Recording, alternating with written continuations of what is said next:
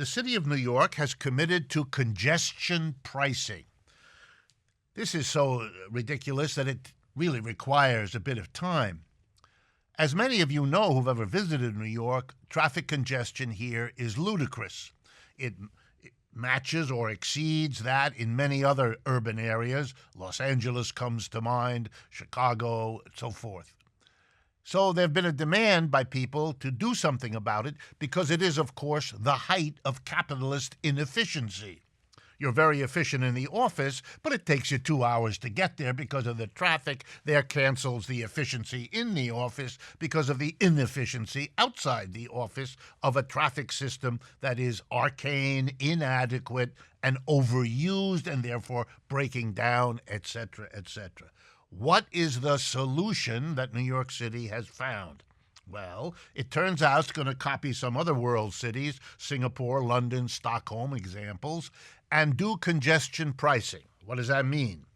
Below 60th Street in Manhattan, you will have to pay a fee, a bunch of dollars, every time you go into that area to reduce congestion.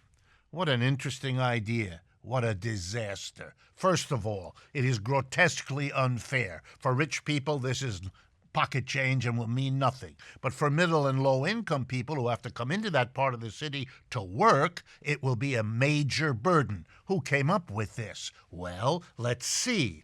Rich people don't want to pay taxes for the obvious solution, which is mass transit. Really do something about the trains, buses, and other kinds of vehicles that could move people in and out of the city. Then you discover, as I did when I did the research, a little detail.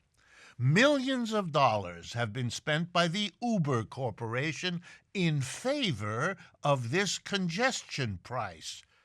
And now, of course, why?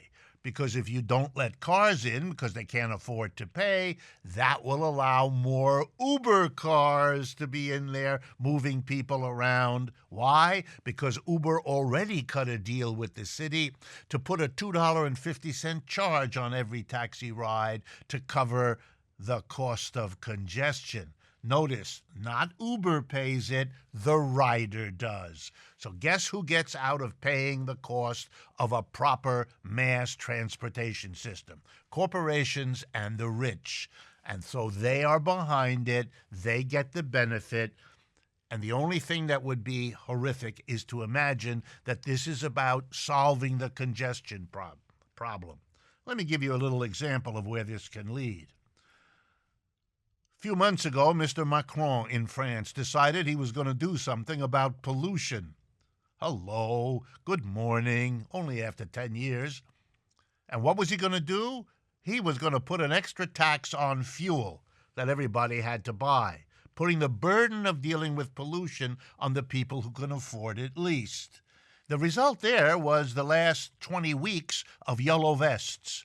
Who knows? Maybe in the United States, congestion pricing could lead people finally to say, of course, the goal is very nice, and pollution and congestion, but how you're doing it is disgusting in its injustice and who it protects.